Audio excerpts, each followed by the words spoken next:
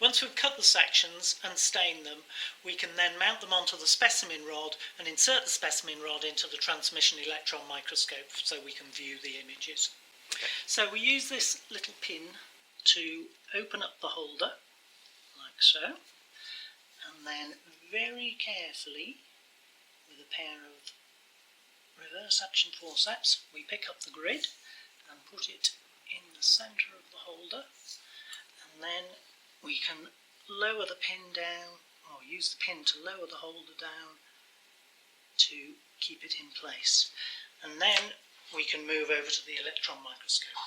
All electron microscopes have a vacuum inside them, so we need to put our specimen rod into the specimen holder and pump down the specimen holder so we can then pass the specimen rod into the column of the microscope. And you can hear the vacuum pumps have just started up and it's pumping it down now. While it does that, I'm going to describe how the microscope works. Up at the top of the microscope we have the filament, which is this tiny little piece of tungsten wire here. It's a V-shaped piece of wire which is a bit like the old incandescent light bulbs. We apply a voltage to it, and because of the voltage the wire heats up, it produces heat and light which is shielded by the metal of the microscope, but we also have a cloud of electrons.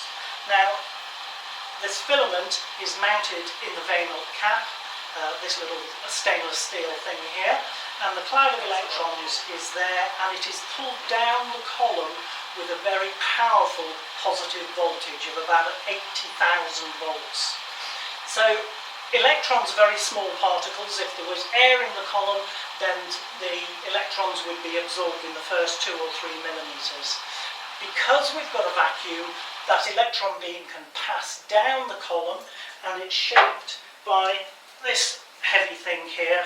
This is the casing of it, and this is the electromagnetic lens that helps shape and focus the electron beam.